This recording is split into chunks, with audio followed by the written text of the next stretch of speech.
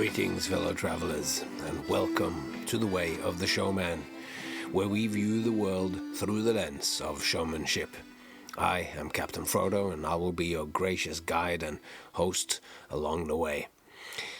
Now, the summer has come again here in Norway, and that means for the third year in a row I've traveled to Kristiansand, about 5-hour drive or so away from where I live, to a beautiful park and zoo, theme park and zoo, where I am in a show called Circus Jesper. And I've talked about that before, and it's great to be back doing that again. That means that I'm recording this episode inside a caravan, which gives its own particular unique sound, a little bit tinny perhaps. Maybe you can hear some birds, and every now and then all the dogs go crazy and start barking on some perceived stranger arriving, which most usually is just some of us who arrives on a bike after having been over in the park doing this, that, or the other. We've just had a rehearsal week, and finally I can go in and have a little bit of time now that the show is up and running. It's fun, and it gives a bit more time to do all of this. And for not so long ago, a few weeks ago, I booked myself a flight and went to Stockholm. And in Stockholm I had some great conversations with Jay Gilligan, which today's episode will be with Jay Gilligan, the preliminary episode with him, and also with Eric Aubrey, which is the interlocutor and conversation partner on Object Lessons, Jay and Eric's podcast, and also Ivar Heckscher, who is one instrumental in starting the circus school at the university in Stockholm. And we'll have conversations with him coming up, and with a group conversation with all of us, so I'm quite excited about all this. We're also going to spend a couple of episodes talking. Actually, it's going to be several of them, because me and Jay have a couple of preliminary episodes where we are talking quite casually, and today's episode is going to be like that, or as casual as me and him speaks, where we find some time in the kitchen where you can hear some cluttering and clanking in the background as he makes hot dogs for his son and thinks of where life interferes with art. But the conversation had already started, today's conversation, where we were talking about an article from, I believe it was New York Times, that was talking about Juan Tamariz, the amazing godfather of magic in Spain, a very influential performer. And what we talked about when this episode today starts, is Juan Tamariz, and how he was asked to do a trick at a party by someone's wife. And he said, no, I won't show you a trick, but I can show all of you a trick. And then he proceeds to rearrange the room, and they move a table in, and they place the chairs around it, and then start the show. And as a result, his performance was an astounding success, and everybody got to see how incredible he actually is. Whilst if he had only done the simple trick, pick a card, here it is, then it would all not have been able to showcase the depth of his magic, perhaps. So that's where the conversation picks up. But I realized that I kind of went straight into talking about today's episode, when I was also going to give a little overview of what's going to happen over the next 10 episodes or so here. And that is that we're having these first 2 preliminary episodes where me and Jay talk about a bunch of things, and then we sit down and we thought that we would talk for one episode, 1 hour, about his show Another Sunset. But as it turns out, that turned into 3 one-hour conversations. So that's going to be a real deep dive into the process of making a show, into the concepts that goes into creating an art piece, where you really are pushing the boundaries of what can be expressed and what can be experienced through juggling, and the topics are going to be juggling and collar. That's going to be 3 episodes, and then we'll have a couple of episodes where we're doing the group talk with me and Jay and Ivar, and Ivar is 80 years old, so it's just wonderful to have this guy give this depth of perspective, and he's a very thoughtful person, so that's all very interesting. And then I have a conversation coming up with Eric Aubrey, and that goes real deep into the academia and what it's actually like to do a PhD on circus and all the hoops that you have to jump through to be able to make that come alive. So, all in all, we're going to explore one of the questions that I keep returning to, is that I want to grasp, that's not starting today, but as it comes to fruition, this long series of conversations. One of the questions that bothers me is about abstract art and abstract circus performance. So I keep coming back to that question. But for today, we have a short and sharp episode that turns out, when I'm listening to it in hindsight, that it's quite practical. It's about so it starts with talking about Tamariz and how he sets the room up for the audience to be ready to really perceive and to really experience what he does, not just cut his losses and do a trick in the corner. So, and then that we start talking about lights, and we start talking about all sorts of other quite practical things in how to situate and how to make the audience be able to experience your art rightly. So this is quite a practical episode, quite a few little takeaway things that you can hear and maybe use in your own day-to-day gigging. Anyway, without further ado, here it comes, the first kitchen conversation with Jay Gilligan.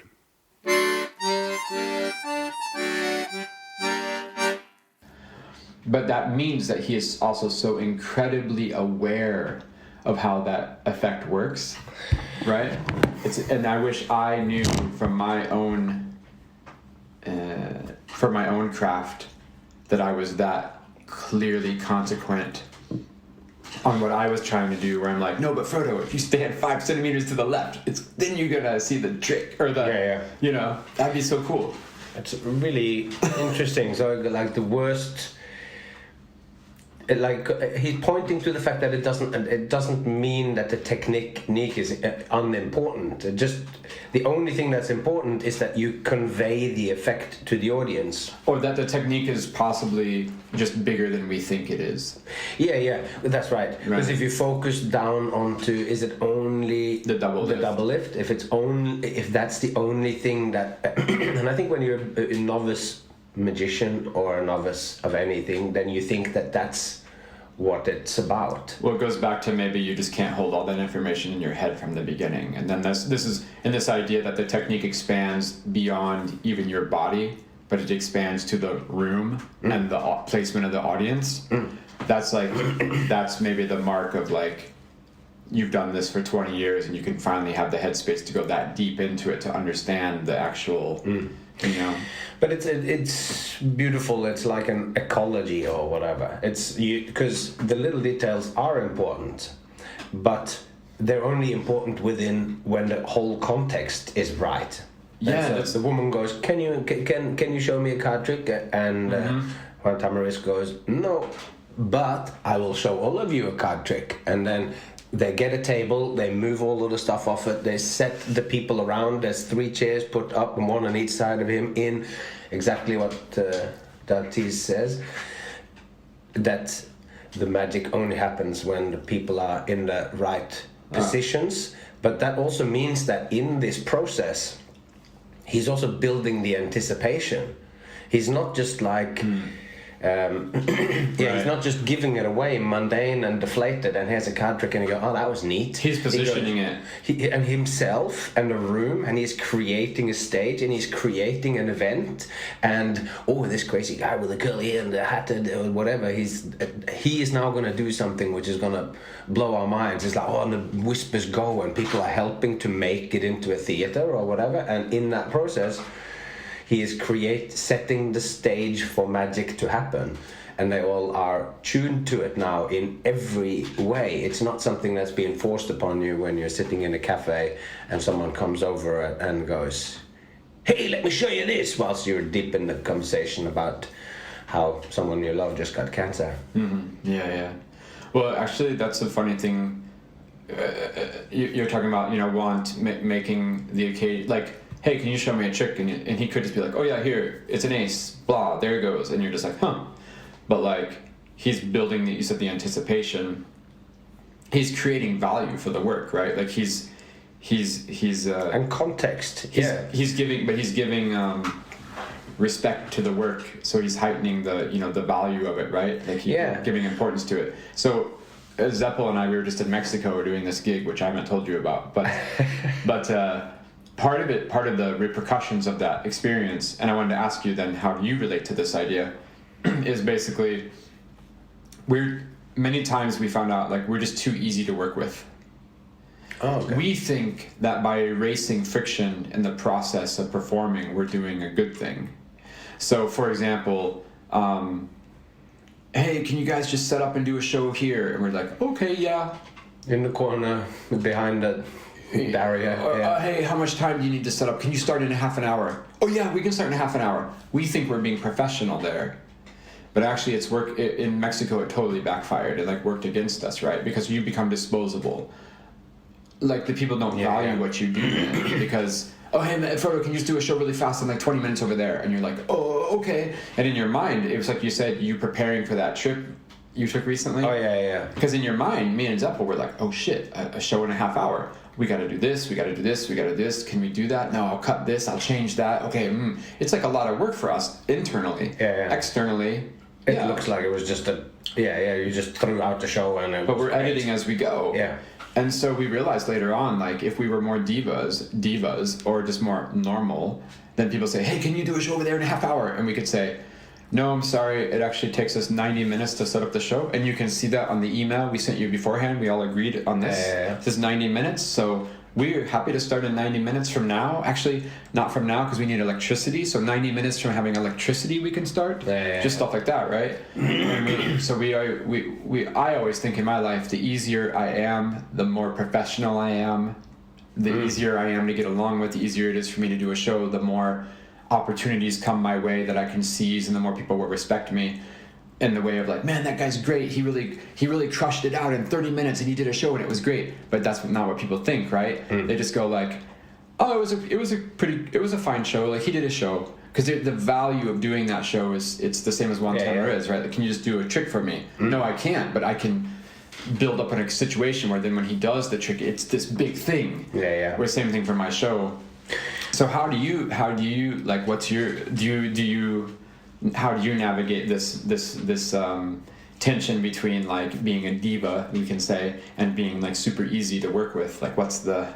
Because you seem to be pretty easy, I would guess. I am easy to work with, I think. But don't people then... No, so what I do sometimes say is that they go, oh, can you do it in the corner underneath the blanket without sound and not making noise?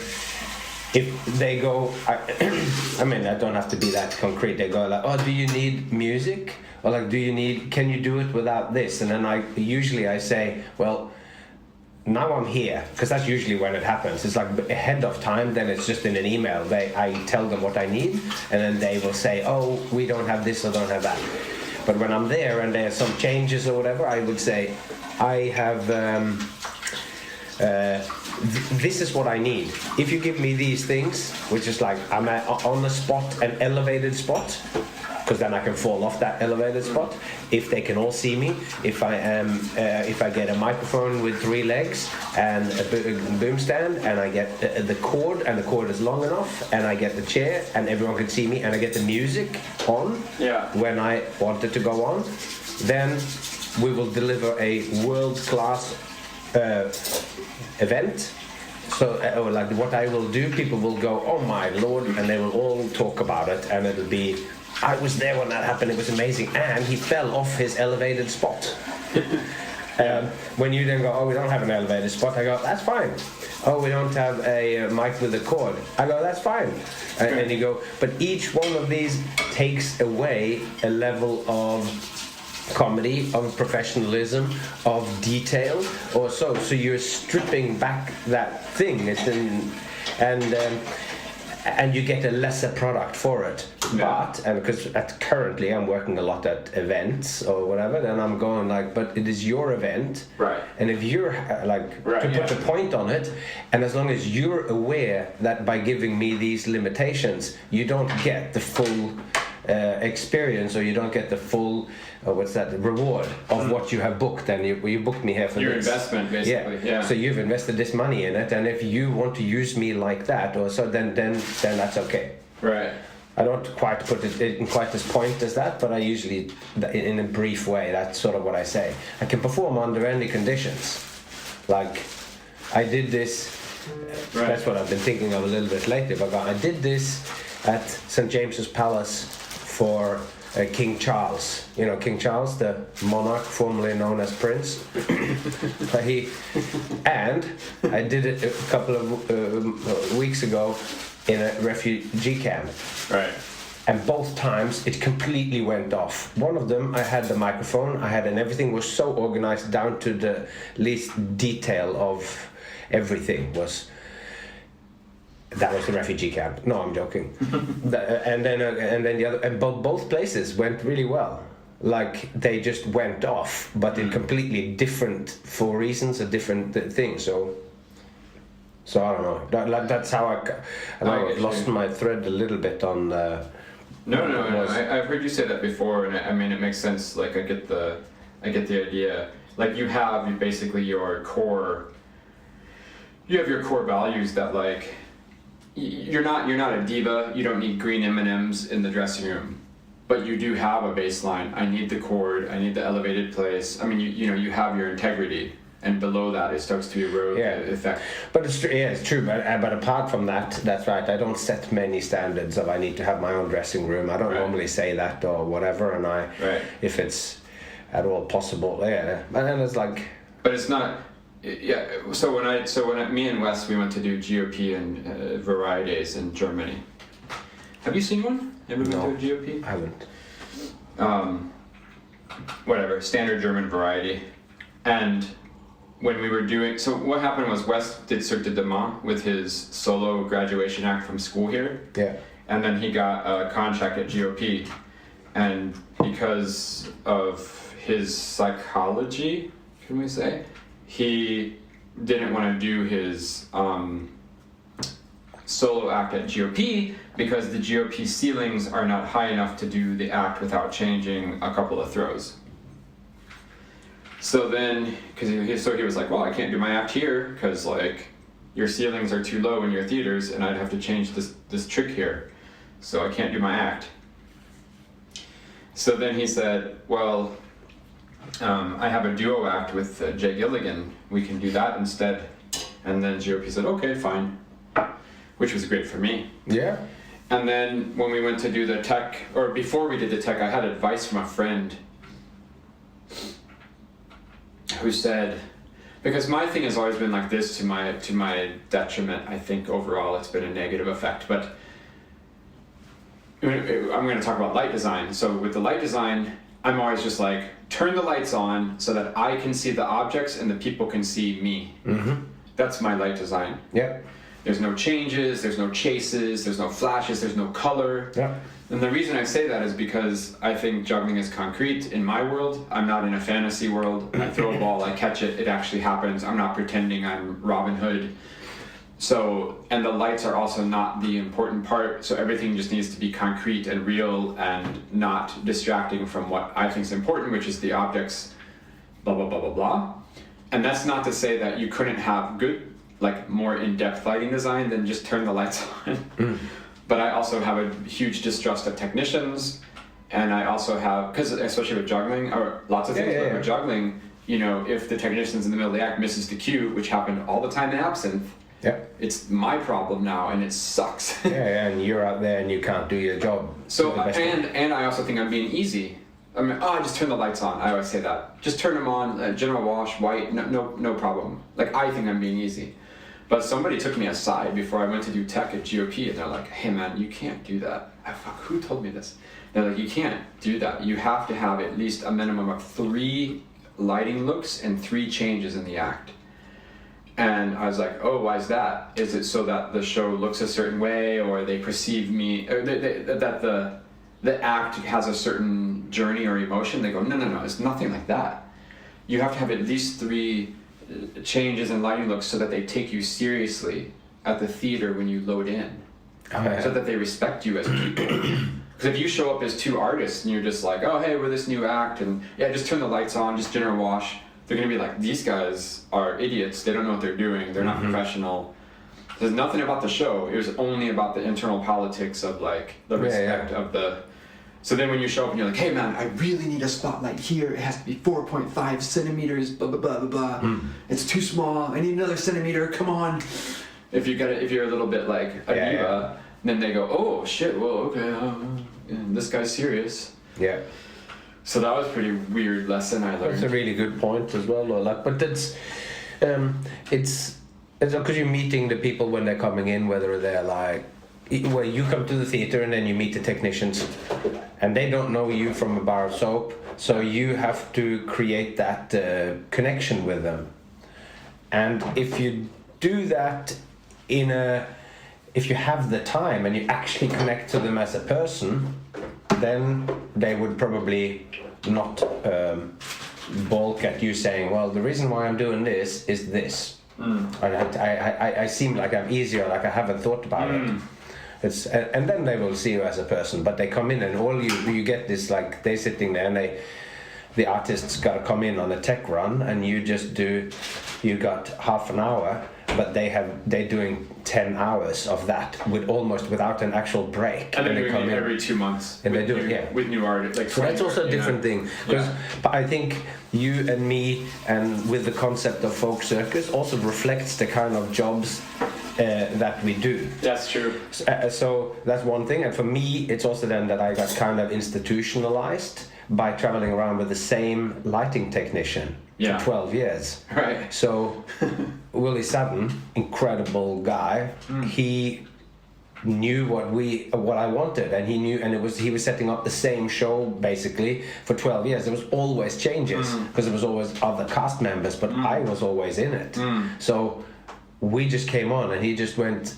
He didn't need to. It also meant that I was done last, because it was just he was doing just people that needed to be done, and then they sort of skipped me or whatever. But it became so that I didn't get to articulate what it was. If I did 6 different seasons, because you got to do a season before lights become normal. That was what it becomes a problem, and that was kind of what I was meaning with you and me get shaped by the fact that you're always doing a one-off gig here and a one-off gig there, and you arrive and there is no time to set the lights right, or like to go, well, actually I need you to hang 11 lamps and then to get some guy to go up in a ladder, and by the time that starts to happen, you've used all your tech time, so there was no time to test it. And if you're doing anything, like, I don't do skills on your level, but I do balances. It's like on the cams, I can now do it on almost any circumstance, but balancing the spoon and whatever, it's like, if I don't see that spoon with a light from the back that shines onto that spoon, then I can't do it. And I've just been doing it at corporate gigs and stuff, so I've started to go around with a flashlight. So now I have a flashlight that clips into the mic stand. So that's clever. Now it doesn't, because that's the only one where I go, I can't do it, but I do a couple of little juggling things. And there too, like, you need the light, but there I don't know the lights. I can't fix it quite like that. But with the spoon, I know exactly what I need. I can take the mic out, put it on the floor, put the mic in, put it in the back, and then I can do it. And it's only for 20 seconds or whatever, half a minute that it takes to actually the two different balances things that I do.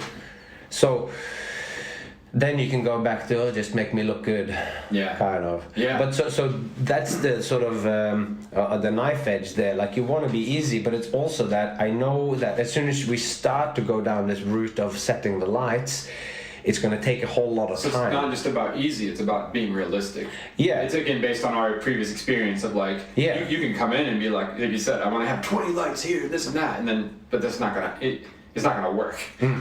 We don't have that time. And then, but then when I did my solo show during the pandemic, and there, I can't remember what that guy's name was, but he's an in-house technician at the theatre in Haugesund. And there we had just one day to bump in, but we did have the time, and he set up these lights, and the show looked incredible.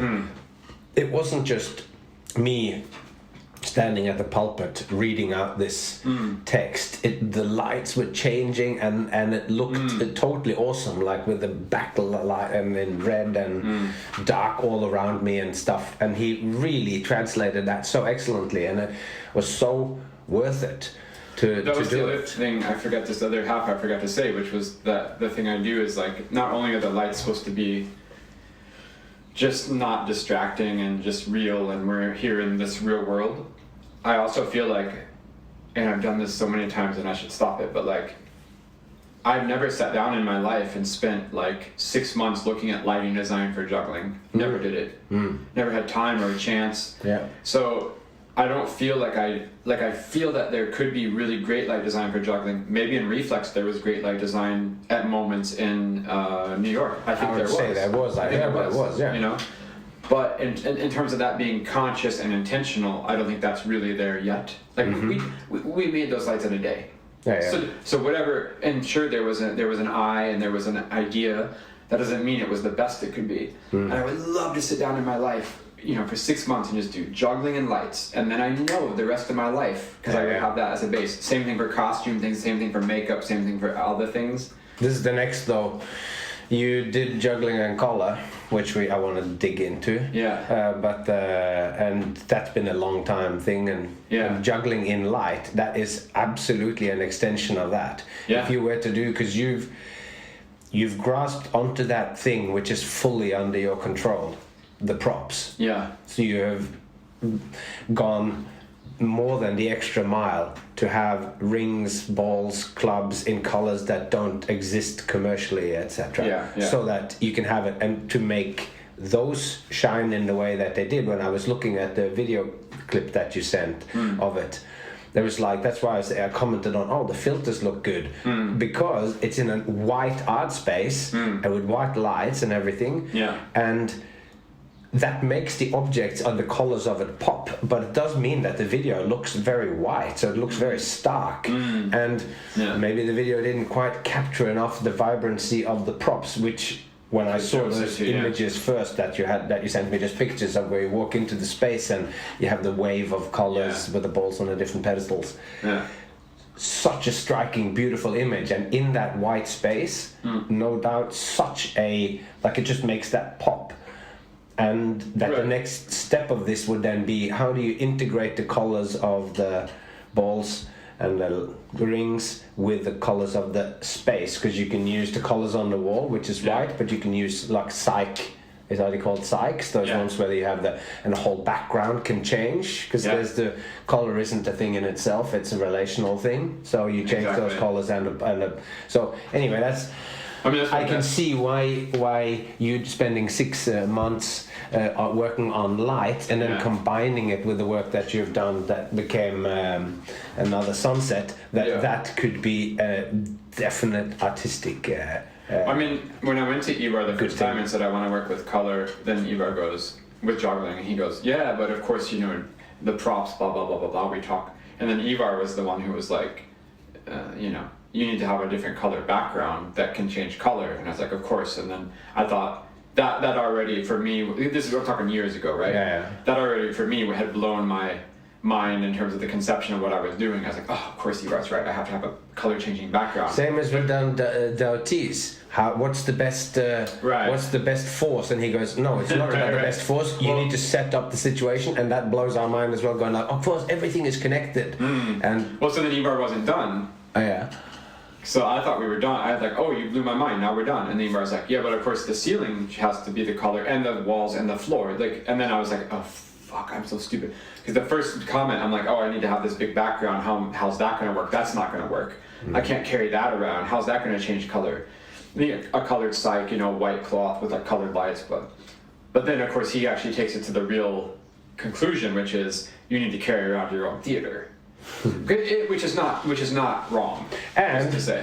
Not completely impossible either. If you really like. Well, so then following on from that, I mean, this was a whole process. But then it was like, okay, I can't. I had talked to Eric about it, and Eric had said this.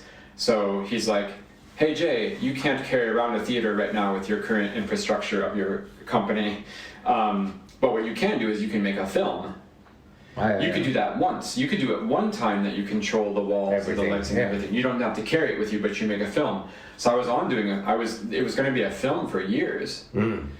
And then, because that was a totally smart observation. Like, I could totally get a theater that one time I can control everything and make a film.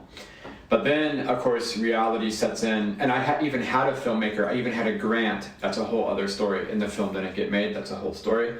But I was on my way. Like, I had a filmmaker and a grant to pay her. The film didn't get made. But then reality seeps in, and I'm like, well, I'm a live performer, generally, and I want to perform this for people live as well. So then I had started buying lights. Me and Ivar started buying lights. And I don't know if you ever got into buying lights, dude. No, I didn't. That is another world of money. Like if you want to start getting real lights, man, each light is like 5,000 euros. Like, for real. If you want to get real stuff. So, of course, we weren't getting real stuff. We were getting, like, the 300 euros a light and getting 10 of those, which still sucks. It's a lot of money, yeah. And so I started buying lights for a while, and then after a while, it was basically like, oh, yeah, this show is going to turn into a lighting design show. It's just going to turn into that. It's just going to turn into juggling green rings and red lights so they look black. And it's taking it one step removed from the juggling. And I felt like I needed to have a base. Yeah, but that's why you need to do the 6-month exploration, because you need to do that and you have to have that thought. But now when you're working with lights and juggling together, you're now at level 1 thinking again. Like you're thinking in juggling is at level 10 or whatever, because you thought so much about it. And now you're thinking of juggling and light connected, and you already thought a lot about juggling and color, but every time you move in a sidestep, the first things you think of will be green rings and red light. But that was black. The problem was there was no baseline for juggling and color. We were already skipping that step and getting into like. You see what I mean? Yeah. So that's where I was like, no, another sunset. So this was when it started. This is 10 years ago, basically. Yeah, like there's no lights. Yeah. It's just where we are, and we're stuck with the background. We're stuck with the ambient light, and this pink ring is going to look pink here, and it's going to look different pink over there. That's what we're stuck with. But we're going to establish like what happens when you do this trick with these permutations of color. And then that was kind of the idea of another sunset. And I think the next iteration will be, now that we've established that as some sort of like jumping off point, you can start to add lights, and you can start to add, hopefully, costume, all the other set things. Design, sound, makeup, I don't know. Like in theory. Yeah. But yeah, it was totally. But it's always great though, and I also find sometimes when you first have a new idea for something, then it's so open, and there's so much stuff that you can do, and it's a very creative phase. And then after that, to make these concrete things, because sometimes the thing that was a whole show could evolve into being the most incredible act that you saw. Yeah. So we're going, we're going to juggle all this, and it's going to all just be white light, but all of a sudden the light goes completely red, and I'm juggling the green rings, and all of a sudden we are back to the black that the clubs had, because I know that there was that. Yeah. another sunset, Yeah. started juggling with black clubs, and then you have that back again. So you go, and then you go, oh, that's really cool. So you're taking all those little things, but it doesn't become like the full exploration. It just becomes this 8-minute incredible act or whatever. Yeah. So you don't know where the journey is going to go, but you have to take it. And what I do love about it, though, and what is so awesome with Ivar and whatever, is that you immediately think in very big pictures. Whilst I'm very frequently constricted by the real world situations that I perform under. That's exactly Ivar, though. Like, that's Ivar's thing.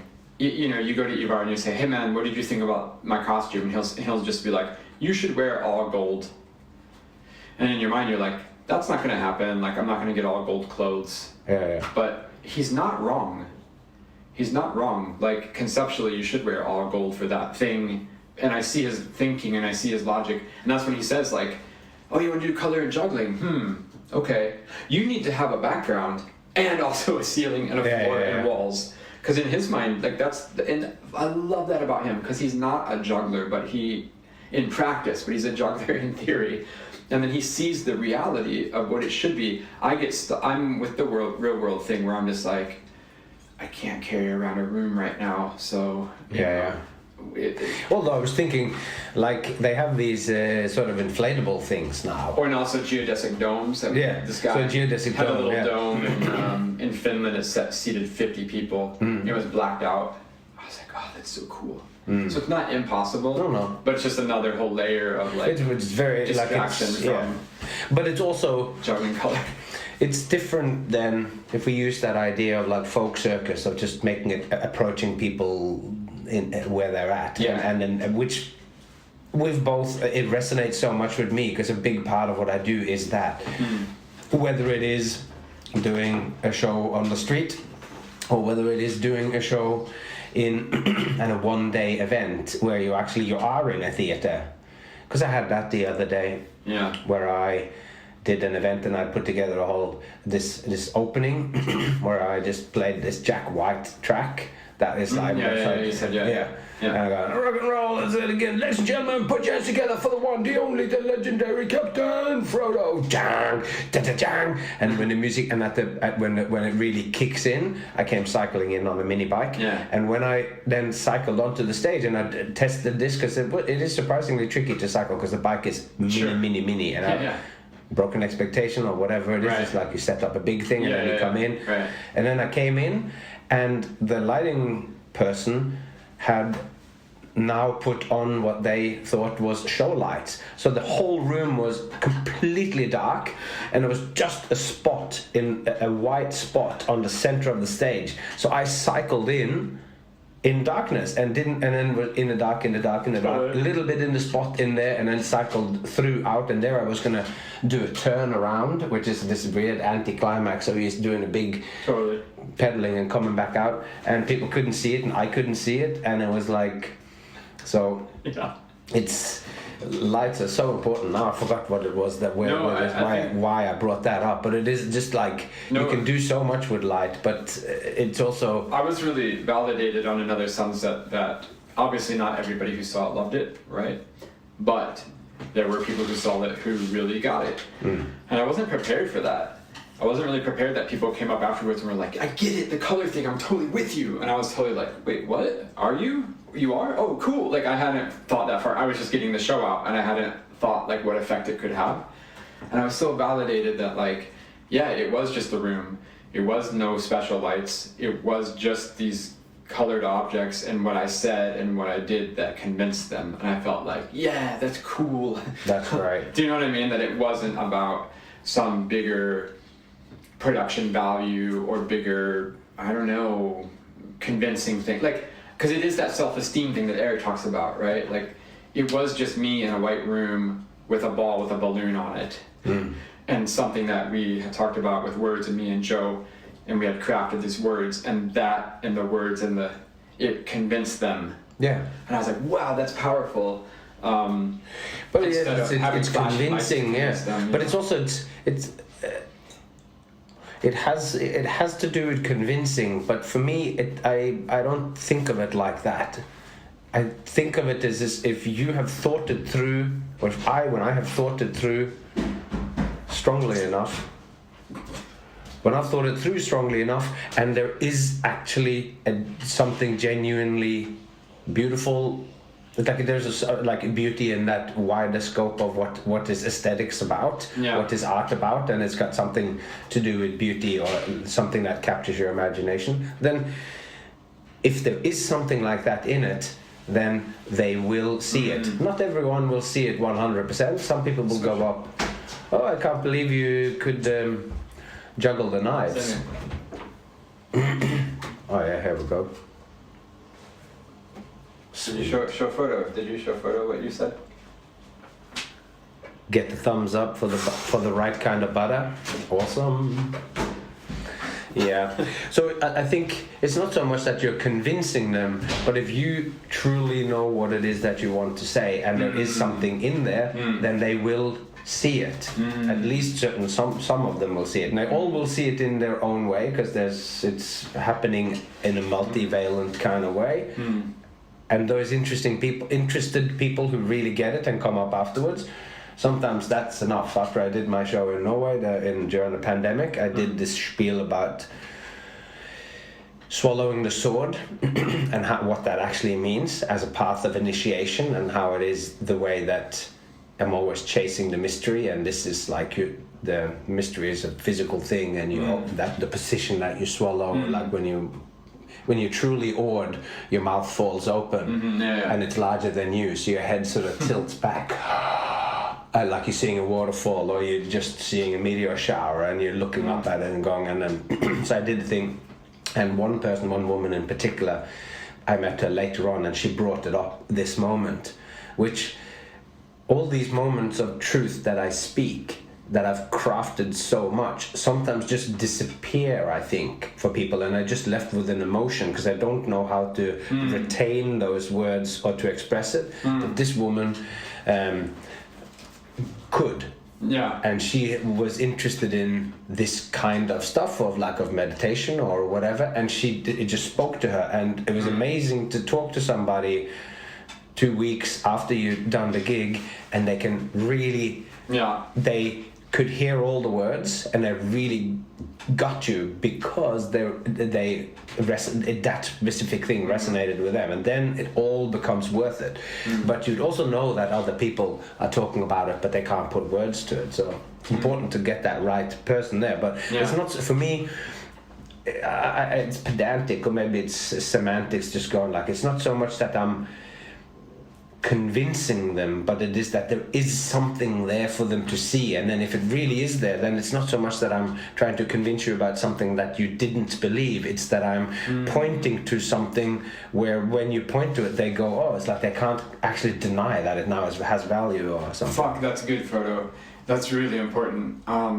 It goes back to the bad self-esteem thing, because I definitely had terrible self-esteem about color and juggling, because for years and years it was just so and even now it's just not what people, you can't talk about it in terms of, and that's why I used the word convincing. Actually, now you made me realize it. It's because these days you fill out a grant application. I mean, this is my story I say about this, which is I applied with Another Sunset to a residency here before the pandemic, got denied, but then pandemic came, and all of the people who could do those residencies, they couldn't travel. So there was an open call, but it was first come, first serve. So no politics, no themes, no messages, no nothing, just first come, first serve. And I got first email. I responded first. So I got the residency for Another Sunset, but it wasn't for Another Sunset, it was just because I emailed first and it was me. I could do whatever I wanted. But that was very symbolic to me of this color thing, in terms of the structure of like what's valuable right now in the discussion of circademics and all this other stuff. And that's why I say when I did the show there and I convinced people, but I love your point much better. That's much more positive and productive and for the future. But this idea, I had a heavy weight on my shoulders of like, no, but colors and juggling, it's like a real thing that I'm convinced of, and like, or that I'm convinced of, that this is worth my time and effort of 15 years or whatever it was to make this thing, and to not give up. And I think there's something really there. There's like a deep truth that's worth exploring. And then when other people responded positively, I was like, aha, like I was kind of vindicated for these past struggles that I had to go through. Not just that residency thing, that was more symbolic, but like there's definitely been those moments of just like, hey, like I don't know if I told you, I was at the art gallery like when it first opened, and Ule was trying to introduce me to someone, and he had said, oh, this is Jay, he's an artist, and the other person was, I'll say just for now, an actual artist. Oh yeah, whatever. Somebody who paints and does or puts weird objects in a room and without any hang up of saying artist. And and Ule said, oh, but this is Jay and he's an artist. And the guy, oh, what do you work with? And then Ule says, well, Jay. And then Ule said it like this because he didn't know how to say it, and I don't fault him. But Ule's like, oh, well, he's a juggler who's but he's working with color. And then as soon as he said it, it also sounded, he understood how weird it sounded, or like how useless it sounded. Yeah. And I felt really small and like, not bad, I'm fine. But like in that moment, I was like, oh, this is a problem. Like this communication didn't happen now. So there is, so I went. Ola didn't have the language to express what it was that you did. And neither did I. And just a tiny aside is that I find, having moved back to Norway and expressing what I do to other people who want to book me or whatever has become really difficult because my entire language is in English to describe what I do, and it's very specific words and very specific things that I feel like captures it and can sell it to them so they grasp it, and that but it's not then all of a sudden you're within a full art context and somebody goes, oh, he is a juggler and he works with color. Yeah. And you just go, oh, and it just sounds... Doesn't compute. This is not... Yeah, there's two things that don't add up to an understandable thing. He juggles, because if you say, he juggles yellow and red and brown balls, and then people go, well, in any picture that I've seen of a clown juggling, there's a circle of balls in different colors. So... There's nothing new here. Yeah. And also, just to say, which is what you meant to now, but I say it in another way, you have your language in English. It's not just language, right? It's context. Now you're in the Norwegian context, and it doesn't even matter if those words were in Norwegian, right? Yeah. And it's the same, because I just... This is the art context. You're taking juggling and you're in an art gallery talking to another real artist. Totally. And it's all about concepts and about ideas or about... Totally. No, that's something we can unpack a little bit too, because there's... Well, I mean, I think in the art gallery, and that's a whole other thing I don't know about, but basically it's maybe less concepts and ideas than I thought. It is more like, I do large-scale paintings using watercolor and, found objects. Like, I find a lot of discussion like that, because I think... whatever, I was going to say, I don't think they need to justify farther than that. Because it's already art, so that's the justification. Yeah. But I was thinking, like, I just simply think stuff like, people here, and I'm talking circus people here in Stockholm, they don't know who Spiegelworld is. Yeah. They don't know what absinthe is. Yeah. And so you're talking about your language in English. It's like, I find, like, I send my CV to someone here, they don't fucking know. They don't know what Seven Fingers is. Oh, yeah. No, that's interesting. Of course, I mean, What was that noise? And it was these... Yeah, fucking chop. But you have, you don't have the same references. So, like, people go... Totally. Oh, in this book, A Bandit. Yeah. Max Maven writes, it's like so is magic art or not? And this is something that happens in magic forums, and part of this question is like, is magic art or not? And you're asking the general person in the street, they have no thought about it. Right on, yeah. And I go, totally. No, like, let me, it's like there's like the scope here. We got like Lance Burton in one end with his Dove Act, and it's that, and then we have like Mac King doing comedy magic, and then we have Penn and Teller, and then because you might say, you know, like, oh, it's Lance Burton, they got no idea. Matt King, and here in Norway, they got no idea.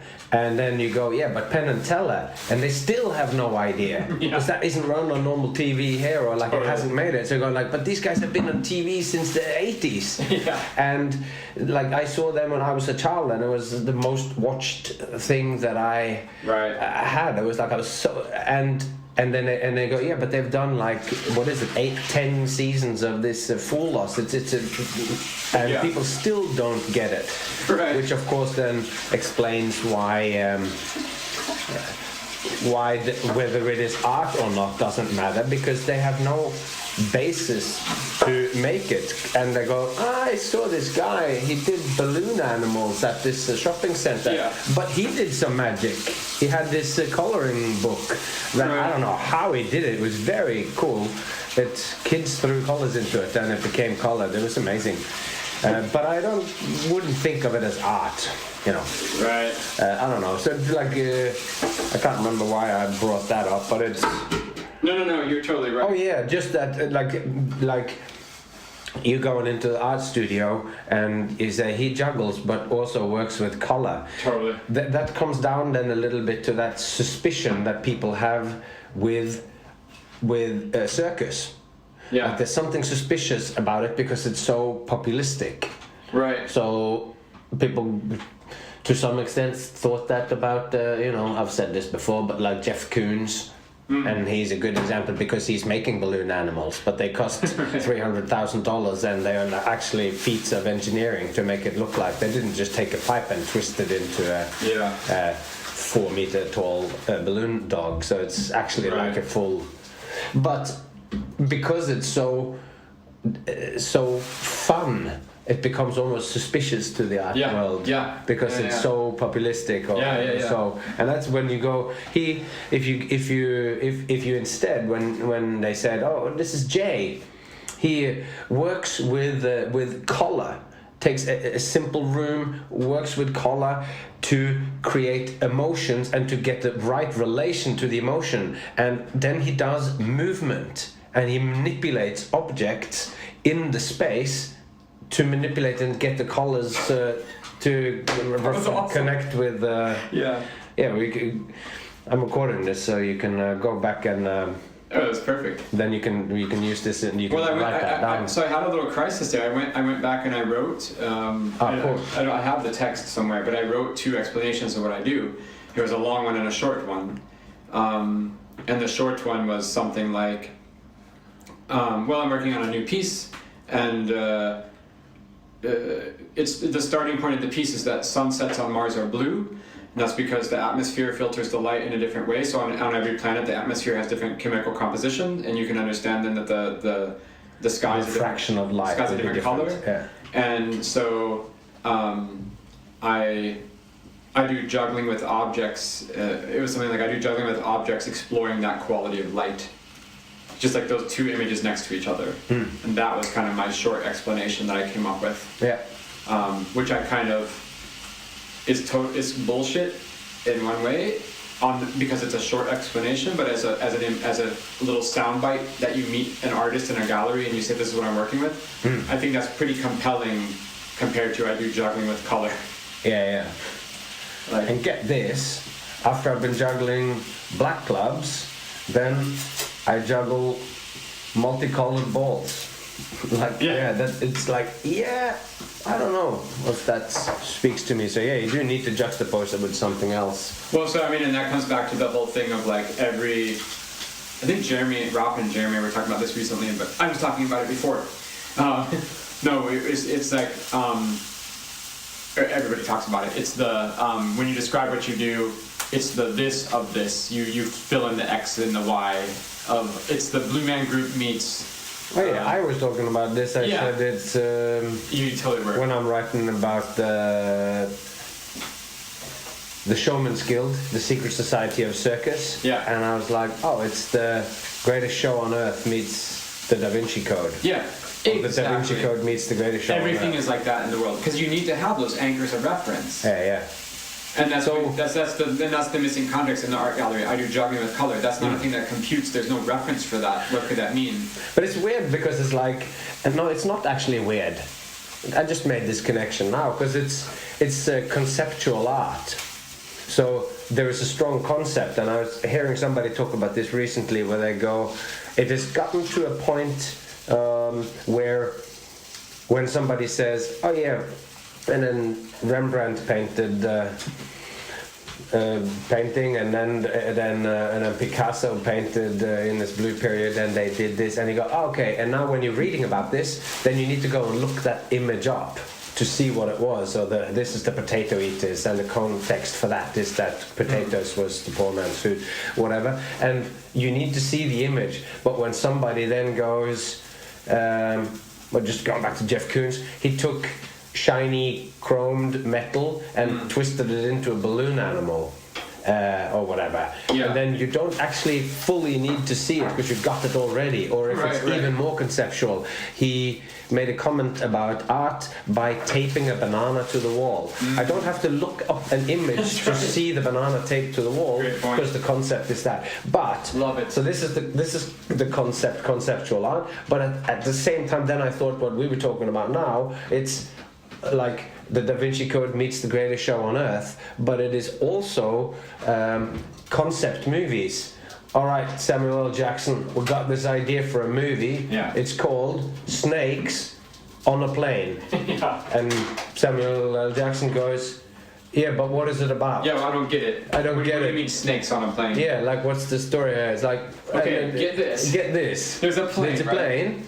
On that plane are some snakes, and you know, there's lots of detail here. There's lots of detail, like because there are snakes on the plane. But first, they're in a box. But then, get this, they escape, and now the Where's snakes the are box? loose on the plane. Oh, the box is on but the we don't plane? put that in the title because that we leave some up to the imagination. But like, so high concept movie captures the imagination of the audience. They already go it, and then later on, they go, we got this other idea for a movie now. This is gonna blow your mind. Zombies on a plane was also made. Yeah. So it's something about that which is like, then I have never made this connection before in my mind. It's probably everybody's made it before me, but between concept movies, Snakes on a Plane, and banana taped to the wall. Yeah. Like you immediately go, it's like the Colombi egg or whatever of the people who couldn't get the egg to stand on the table, and then he just takes the egg and goes cracks, crunches it so it just stands there, and then afterwards everybody goes, I could have done that. Yeah, but you didn't. Yeah. I did. So now I'm the guy who did it or whatever. Yeah. So there is something about concepts that people like. Maybe that connects then the lowbrow and the highbrow again. That's cool. Yeah. That's a good one. That conceptual art, that if they make a joke of us saying, well, all I do is that I squeeze myself through some rackets, or I balance a spoon on my nose and I tell a story about love, and you do the juggling, and they belittle that because they think, it's just populistic stuff that you do for children. Yeah. And we can go, hey, but you guys are just a small step removed from Snakes on the Plane. It's just a high concept thing. Totally. Anyway. Hey, before I forget, so now you have that recording on your phone. Yeah. And when we started doing Reflex, I looked into this thing called Otter AI. Because we were doing all those we were doing those jam sessions, and I would record them, and then basically I would have to transcribe them by hand, which was very laborious. I think in the end it was great because it made me listen in a deeper way. And then also you ended up using a bunch of that copy and pasting it and literally using some in the script. Yeah, absolutely. But in terms of the Otter AI doing the transcription, it didn't work. It had too many bugs in it, too many errors. Oh, yeah. So in the end, I just had to do it by hand. But now there's a new, now with this whole Chat GPT thing, there's a new thing called Whisper. Huh. And it's a protocol from the people who make Chat GPT or something, an open protocol. And I've been using a couple of Whisper applications on my computer, and it's freaking perfect. Wow. So now you could take this recording and you could throw it into a Whisper. There's a bunch of clients now that host this Whisper application. Yeah. And it would just transcribe it perfectly now. Amazing. If you wanted. And the thing is, the problem is, like me and you, we do voice messages back and forth on Facebook Messenger. So, because the thing is, this Whisper stuff automatically happens when you do like a recording that you can save and then put that recording into the engine. Mm-hmm. Whereas Facebook, you can't. So I found an app on the laptop where it listens to the audio of your system. So it listens out of the speaker, kind of, or? Yep, exactly. Out of the speaker into the microphone, or? No. It's just taking internal signal. Okay. So the cool thing is, I did this a few times now. You have let's say you have a run of like 10 Facebook messages to me, messenger things, voice messages. I can mute my speakers so I don't have to listen. I can do something else, wow. you know, and I can just press play, and it routes the audio into this program, and the program gives me a perfect transcription of what you said. So I've done that a few times now. That's amazing. I would love to see that. The only missing link now is me and you sending voice messages to each other, where those voice messages can also be thrown into a transcription service to be automatically transcripted. Yeah. But we should consider finding a different app to do it in. That's what I'm thinking, yeah. Like, not do it in Messenger. That's what I'm thinking. Because that was just started out of necessity, and we developed this rule that we send, because you can't fast forward or whatever. That's why, like, when I get to a new conversation and when I'm going to scroll up to find something from before, sometimes you got to do 60 scrolls with your finger to get to the next thing, because I send you 10, 15 things, but each one is only 1 minute long, so that you can then I click like, or I click thumbs up or whatever, and I try to go like this to find it again, so you put different emojis on so you can find it. There's like mind-blowing kind of thing, although, and it's partly also to tell you, but it's also like, it's a good point here. I do that too. And the thing is that the 1 minute chunks, I tried to explain this to a friend the other day who had sent me like a 5 minute message. They don't work in my life because I press play for 5 minutes, but I get a phone call, I get a text, Sindri needs to have a hot dog, and then there's no pause, stop, rewind, there's no functions, right? So you're just stuck going. And you don't know what the time is, so you got to go back to the beginning. Yeah, so. There's no way to scrub, so then I'm just like, now I have to you have to fucking start and get a 5 minute recording. Yeah. I mean, it could take you quite a chunk of time to eventually get through it if you're always starting over again. Yeah. And so, we should find a new way to send voice message, because the voice message is awesome because you hear the nuance in the voice and you hear the explanation, and it's so much more clear, I think, than writing. Yeah. But it's also because when I am writing something, I don't write like you do when you're talking. And I was just reading Free to Play by Peter Gray, a book on play, and there he has it's like primary science. It's kids playing, and it's just transcribed, and he goes, it'll take a little while to get into what they're going to have, because they're making leaps all the time, so you need to live yourself into the text to get what the different child is, and they make all these leaps in the play that is completely altering the rules, and how one balks it a little bit, and then they go, so it takes you a little while to get into it, because it's not written like the rest of the book is written, but this is how the language actually is spoken when the children are playing. Cool. But just that little preamble that he did to put the context in, they go, don't give up and go, it doesn't make any sense. Look at it, and then you go, this is spoken language. This is language used within imaginative play, and it is different. And the way that we are talking now, even though it is making sense, I'm constantly waving my arms. So I'm making the point, and I'm going, and you're nodding, and I see that you're getting the idea, and then I shape what I'm saying. So this has been shaped, and it's different. So and it's also, like, I can voice message you on the way to the store, which is what I frequently do, right? Like, I'm going somewhere, I'm like, I got 20 minutes now, I can tell Frodo that idea I thought of. Whereas, like, if I had to write it out to you, I'll never talk to you again. Then it will never happen, and it's that thing that you talked about, that you're hang up about, I can't listen to my podcast because I need to take notes. And this book here, A Bandit, A Secret Has Two Faces, where you go, I can't just read it because I need to take notes and assimilate it into my life, and hence it stands on the... I don't read it. On the wall, on the shelf. Now I got over it with your podcast for the moment. Like now I just make myself listen to all the new ones that come out. I still suffer frequently during every episode where I'm like, fuck, I should remember this was so good, but they said.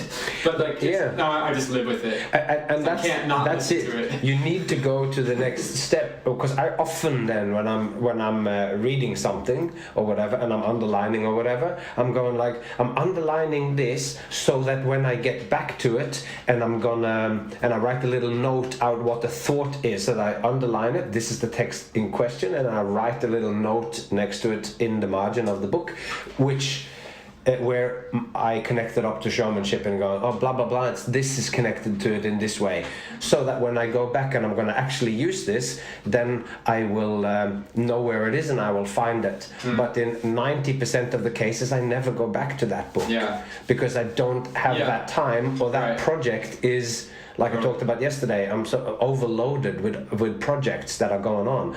But to the real world, I'm doing nothing. Those 3 different shows that are constantly developed, 4, because it's the dinosaur show as well. But it's Sindri. Sorry, I should give him the hot dogs. Yeah, go give him the hot dogs. Uber Eats delivery. Wait, oh, right back. Sweet. All right, and as Jay gives his son a hot dog, we take a break on this here sprawling episode from the kitchen in Stockholm.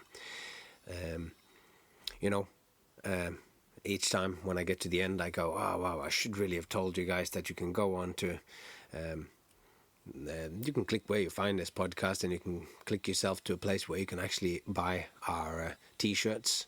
Those of you who follow me on Instagram, you can find me on Instagram as The Way of the Showman now, and we're building a little bank there of people who have these t-shirts on, and it's good for me to see that people are actually wearing these, and there's nothing really that is better than that, I think. I mean, the only thing that could be better than you wearing a t-shirt around is to actually just tell somebody about it, because what the cash value of this podcast is not the value that I get from donations, although you can give me donations if you want to at buymeacoffee.com/Captain Frodo. You can give me a little donation. But, this after traveling to Stockholm and doing all these conversations, I spent real money going out there doing it, and flying there and buying tickets and all this sort of stuff. So it might not come as a surprise to all of you that the money that this podcast brings in is rather limited, but that doesn't really matter, because the main thing that you guys can give me is your attention, and I really value your time and your attention. And the best thing you could do to show that you value what I do here is to share this podcast with someone, so that we get more people, more listeners, more people out there thinking, wow, that's amazing. And then the 0.002% of people who think, wow, that's really sweet, I'm going to get myself a t-shirt or give this guy a donation. So anyway, it's a bit like a street show. You can say this stuff in the end, but regardless of what kind of actions you take, the episodes will keep coming out. And with all that said, I've said all that needs to be said, and all that's left to be said then is take care of yourself and those you love, and I hope to see you along the way.